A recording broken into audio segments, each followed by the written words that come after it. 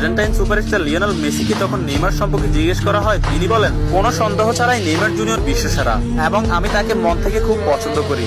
এবং Argentine midfielder Rodrigo D পল বলেছেন, যারা নেইমার জুনিয়রকে ভালোবাসে না তারা ফুটবলই বোঝে না। ফ্রান্সের বিশ্বকাপ জয়ী কিলিয়ান এমবাপ্পে বলেছেন, নেইমার শুধু ফুটবলের রাজা নয়, মহারাজাও বটে।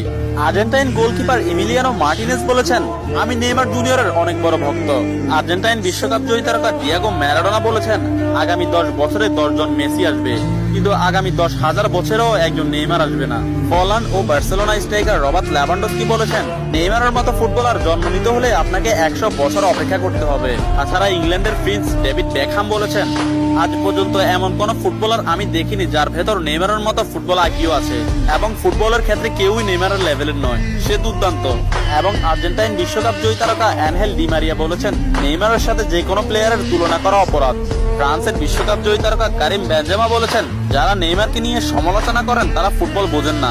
ম্যানচেস্টার সিটির কোচ পেপ গার্দিওলা বলেছেন, আমার ক্যারিয়ারে নেইমার মানেই সবকিছু। আমি মাঝে মধ্যে নেইমারের খেলা দেখে আমার দলের উপর সেটা বিস্তার করি। এবং স্পেনের বিশ্বকাপ জয়ী তারকা জেরার্ড পিকে বলেছেন, নেইমার ইতিহাসের সেরা খেলোয়াড়। অন্যদিকে লা লিগা সভাপতি তাবাস বলেছেন, নেইমার লা লিগার সম্পদ। এক সাংবাদিক